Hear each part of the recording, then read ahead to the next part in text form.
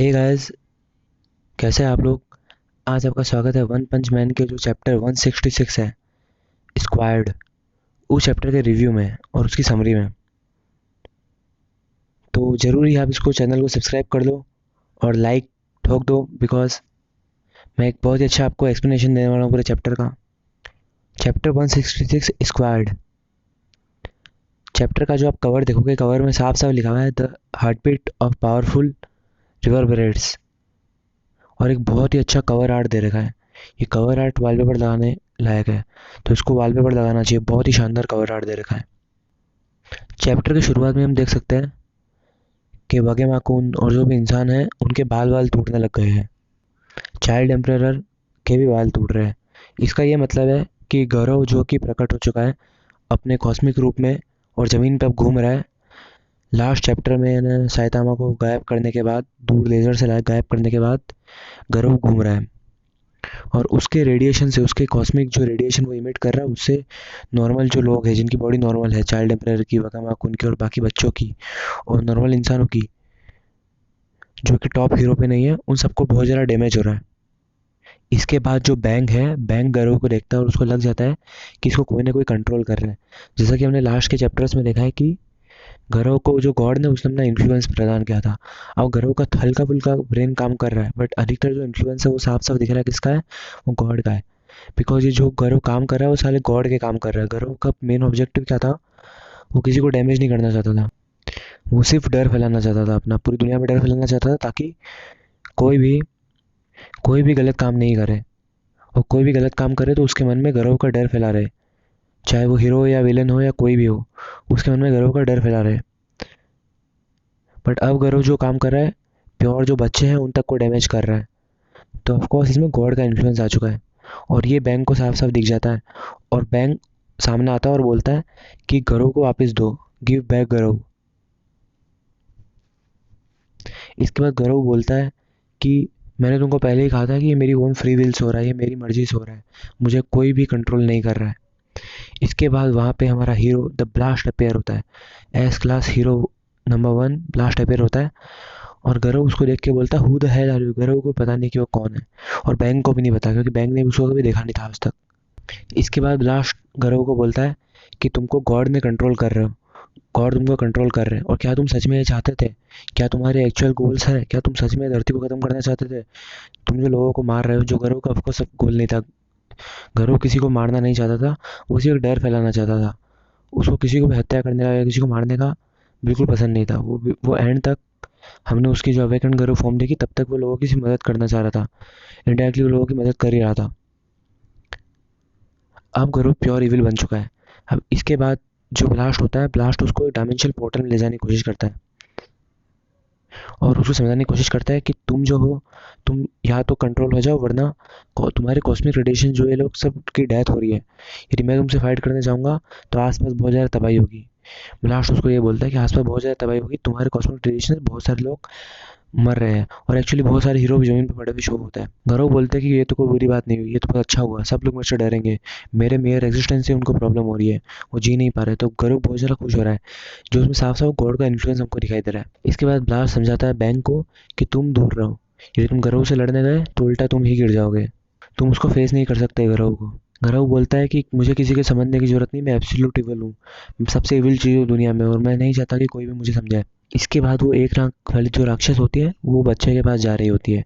अब वो एक आंख वाली राक्षस क्यों जा रही है, हमें आगे के चैप्टर में पता लगेगा। इसके बाद एक बहुत ही अजीब चीज़ होती है, जेनोस कॉस्मिक ग्रह पर अटैक करता है। अब वैसे ही ऑलरेडी मॉडर्न आर्ट का पीस बन चुका है वो, बचा ही क्या है जेनोस में। पर जेनोस फिर भी ग्रह पर अटैक करता है और सोचता है कि कोई डैमेज हो जाएगा।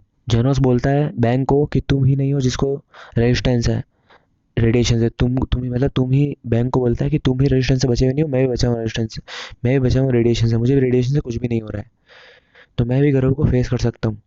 इसके बाद गौरव बोलता है जेनोस को कि अच्छा, तो तुम केप बाल्डी के, वो तुम्हारे सेंसे ही है, डेमन साइबोर्ग वो तुम्हारे सेंसे ही है, तो जरूर ही वो है आदमी एस क्लास लेवल के भी ऊपर है, बिकॉज तुमने उसको सेंसे ही बना रखा है, तो मतलब वो इंसान एस क्लास से भी ऊपर है। यहाँ पे बात साइतामा की हो रही है। गौरव को लग गया था कि साइतामा जो है वो जेनोस जो है वो साइतामा के अंडर वर्क करता है। या मतलब साइतामा उसका है ना सेंसेई है। तो यदि वो जेनोस को मार देगा तो उसने साइतामा की फुल पावर को बाहर ला सकता है। जैसे उसने जेनोस को उठा रखा था तो ब्लास्ट जो होता है वो डायमेंशनल कैनल छोड़ देता है। अब यहाँ पे डायमेंशनल कैनल इतनी पावरफुल शो नहीं हुई है जैसा कि हमको लगना चाहिए कि ब्लास्ट जो है उसने जैसी पावर होनी चाहिए, वो हो सकता है कि यूज़ नहीं कर रहा हो वो अपनी पावर को, बहुत ज़्यादा यूज़ नहीं कर रहा हो कि ताकि अर्थ वर्थ को डैमेज नहीं कर दे, ऐसा हो सकता है। और यहाँ पे उसने जो अटैक किया उससे उसको गर्व आराम से डॉज कर देता है और ब्लास्ट उसको दूसरे पोर्टल में ट्रांसफर कर देता है। और फिर एक ग्रेविटी नकल मारता है गरव को, एक ग्रेविटी नकल पड़ती है गरव को। इसके बाद अलग अलग पोर्टल में गरव गिरता हुआ हमको दिखाई देता है, कभी इस पोर्टल में कभी उस पोर्टल में। और ब्लास्ट उसको अलग अलग पोर्टल से पंच मारता रहता है, ग्रेविटी नकल मारता रहता है। और फिर उसके बाद ब्लास्ट उसको एक पोर्टल में बंद करने की कोशिश करता है, अल्टरनेट यूनिवर्स में या एक डायमेंशन में कैद करने की कोशिश करता है।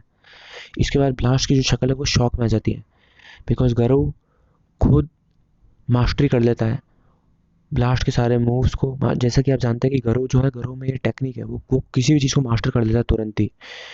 किसी भी चीज़ को देख के वो कॉपी कर देता है और उस टेक्निक को तुरंत सीख लेता है। तो उसने जो ग्रेविटी नकल को और डायमेंशनल जो पोर्टल्स हैं उनको भी इतना जल्दी सीख लिया, इतना फास्ट है गरव।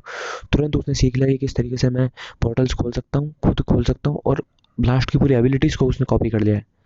अब एक हाथ में तो आप उसको न्यूक्लियर फिजन ब्लास्ट देखेंगे और दूसरे हाथ में ग्रेविटी नकल गरव के। और ये इतना शानदार सीन है, मतलब गरव किसी पावर को इजीली कॉपी कर देता है और ब्लास्ट अब पूरे शॉक में।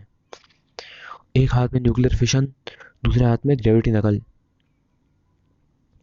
इसके बाद ब्लास्ट क्या करता है, ब्लास्ट उन अटैक को लेता तो है नहीं, उनको अलग अलग पोर्टल में भेज देता है और हमको उसका इम्पैक्ट आकाश में दिखाई देता है कि उसका क्या इम्पैक्ट है। इसके बाद ब्लास्ट बोलता है कि जो गेस्ट है वो तो भर रहे हैं एनर्जी से, यदि ऐसे चलता रहा तो प्लानट ही डेड हो जाएगा, जो कि होना ही है। गरव जो है वो जिस तरीके से कर रहा है उस तरीके से प्लानट का डैमेज होना लगभग लग ही रहा है, प्लानट खत्म ही होने के चांसेस लग रहे हैं। इसके बाद गरुड़ देखता है कि अच्छा तो तुम रैंक 1 क्लास ऐसे ही नहीं हो, पर तुम मेरे अटेंशन के नहीं हो। गरुड़ यहाँ पे उसको अटेंशन के नहीं यूँ नहीं कह रहा, क्योंकि गरुड़ को जो है, गरुड़ को लड़ना था साइतामा से मेन, क्योंकि साइतामा को उसने भी हराया नहीं है। उसको साइतामा की फुल पावर को बाहर लाना था, तो पहले वो साइतामा को अच्छे तरीके से हराएगा। तो उसने बोला, गरुड़ बोलता है कि बाल्डरी ने अभी भी अपनी फुल पावर को दिया नहीं है, तो मैं मेरे को यदि उसकी फुल पावर निकालूंगा तो मैं उसको आराम से हराऊंगा। अब यदि मैं उसकी कॉपी कर लूँगा और फुल पावर को मैं रिफाइन करूँगा, उसकी फुल पावर को मैं रिफाइन करूँगा, यदि अपने तरीके से यदि गौरव उसकी टेक्निक को रिफाइन करेगा तो वो उसको इजीली हरा देगा साइतामा को। गौरव को ऐसा लग रहा है, अब क्या हरा पाएगा या नहीं हरा पाएगा वो बाद में पता लगेगा। और ये फुल पावर निकालने के लिए गौरव वही हरकत करता है जो फ्रीजा ने गोकू के साथ की थी सुपर सैयन 1 में चेंज करवाने के लिए। जैसे कि है ना, आपको याद होगा कि गोकू का जो है ना दोस्त था क्रिलिन, क्रिलिन को फ्रीजा ने मार दिया था, ब्लास्ट कर दिया था। अब उस वक्त फ्रीजा को तो पता था नहीं कि गोकू की फुल पावर बाहर आ जाएगी, बट यहाँ पे गरुड़ जानबूझ के हरकत करता है। अब ये जो था, हो सकता है कि है ना वेब कॉमिक में ऐसा गरुड़ नहीं था, गरुड़ वेब कॉमिक में ऐसा नहीं है, तो लोगों को बहुत ज़्यादा ये गलत सीन लग सकता है।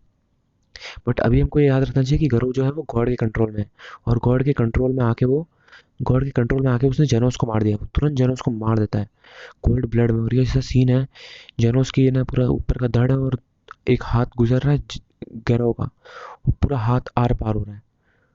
और बिल्कुल जेनोस की लगता है यहाँ पे डेथ ही हो जाती है, जेनोस की डेथ हो जाती है। और ये बहुत ही शॉकिंग सीन है कि जेनोस की डेथ हो गई है। अब इसके बाद क्या होना था, इसके बाद साइतामा जो होता है वो लास्ट चैप्टर में जो लेज़र लगी थी, वो लेज़र से पत्थरों के बीच में शायद फंस गया था और शायद आराम आराम से ले रहा था, चीज़ को सीरियसली ले नहीं रहा था, वो पत्थरों से बाहर आता आराम आराम से। और बाद में आप देख सकते हैं कि उसके चेहरे पे क्या भाव है। साइतामा के चेहरे के भाव देख के कोई भी डर जाएगा कि क्या हो रहा है। साइतामा का मूड बहुत ज़्यादा ख़राब है और साइतामा लिटरली डैमेज करने वाला है गरुड़ को। अब शायद अब गरुड़ शायद अब डिसइंटीग्रेट होने वाला है। क्या ऐसा होगा, आपको क्या लगता है? मैं भी अपनी थ्योरी पेश करूंगा, और उससे पहले आप बताओ कि आपको क्या लगता है, क्या गरुड़ डिसइंटीग्रेट हो जाएगा? साइतामा की शक्ल देखो, बिल्कुल सीरियस मोड, बिल्कुल माथे पे ब्लड है। इसके बाद ब्लास्ट बोलता है कि पास में मत आओ, तुम तो वही आदमी हो ना जो पहले से थे, ये साइतामा को बोलता है। और इसके बाद गरुड़ बोलता है साइतामा को कि तुम तो बहुत लेट हो गए, अब यहाँ तुम देखो ये क्या है। और करके जेनोस का जो दिल होता है, जो ना मैकेनिकल दिल होता है, वो निकाल के साइतामा के ऊपर फेंक मारता है। साइतामा का मूड बहुत ज़्यादा ख़राब है और साइतामा को पुरानी याद आती है, पुराने अपने दोस्त की याद आती है, जेनोस की। जेनोस जब उसको बोलता है कि कितनी अमेजिंग चीज़ है कि तुम हमेशा सही टाइम पे आ जाते हो, जो कि हमेशा एनिम शोधन में होता है। आपको पता है कि एक्चुअली जो एनिम की है, एनिम का है कि इन्होंने फन पैरोडी बनाई है हल्की फुल्की। तो उसी तरीके से जेनोस की उसको याद आ रही होती है, क्योंकि हमेशा गोकू या कोई भी होता है वो हमेशा मेन वक्त पे एन वक्त पे आ जाता है, बट यहाँ पे साइतामा सही वक्त पे नहीं आ पाया। तो जेनोस यही उसको पुरानी याद में साइतामा को याद आता है कि जेनोस ने उसको कहा था कि तुम हमेशा सही टाइम पे आ जाते हो। तो साइतामा बोलता है कि I guess that's a hero for you, यही तुम्हारे लिए हीरो है कि वो सही टाइम पे आ जाए, पर मैं हमेशा बहुत बार लेट हो जाता हूँ। साइतामा साइतामा ये बोलता है जेनोस को। और अब की बार तो साइतामा सच में लेट हो गया है। अब साइतामा साइतामा सच में सोचता है कि क्या मेरे में सच में हीरो का इंट्यूशन है, क्या मैं एक सच में हीरो हूँ, क्या मुझे सच में पहले से पता लग जाता है कि मैं क्या करने वाला हूँ, क्या मुझे सच में पहले से पता लग जाता है कि किसी को मेरी ज़रूरत है, क्या मैं लोगों को सच में पहले से बचाने के लिए आ जाता हूँ। साइतामा बहुत अपने आप में सोचने लग जाता है। साइतामा एक सोचता होता है कि क्या मैं हीरो भी हूँ या नहीं हूँ, और साइतामा सोचता है कि नहीं, ऐसा नहीं है, शायद मैं हीरो नहीं हूँ, ऐसा तो मुझे लगता नहीं कि मैं हीरो हूँ। और साइतामा की मुट्ठी बंद होती है और उसमें से धुआं निकल रहा है, स्टीम निकल रही है, जो पानी था वो वेपराइज हो रहा है, जो बारिश थी वो वेपराइज हो रही है। और साइतामा के सिर पे खून है, बारिश गिर रही है, हाथ इतना क्लोज था कि पानी तक वेपराइज हो रहा था। और साइतामा अब किलर मूव सीरियस सीरीज मारता है, killer move serious series, serious punch. और ये तो लग रहा है डेथ पंच है, बट वो आपको लगा होगा कि सीरियस पंच ये सीरीज का तीसरा सीरियस पंच है। बाकी दो सीरियस पंच में तो सामने वाले की मौत ही हो गई थी, ये सीरियस पंच है, थर्ड सीरियस पंच, और ये सबसे सीरियस पंच लग रहा है। सीरियस पंच में भी सबसे ज़्यादा सीरियस डेथ पंच लग रहा है ये। बट आपको लगा होगा कि यहाँ पे चैप्टर खत्म हो जाएगा, पर नहीं नहीं नहीं नहीं नहीं, गरौ जो होता है वो इसकी भी कॉपी कर लेता है तुरंत। मोड साइतामा, साइतामा मोड में आके पूरी शक्ल गरौ की हो गई साइतामा जैसी, और गरौ अब साइतामा मोड में आके सीरियस पंच मारता है। तो दो सीरियस पंच यहाँ पे टकराने वाले हैं। अब यहाँ पे दिखाता है कि ब्लास्ट को इस एनर्जी से टेंशन हो रही है, this is bad, earth will be shattered.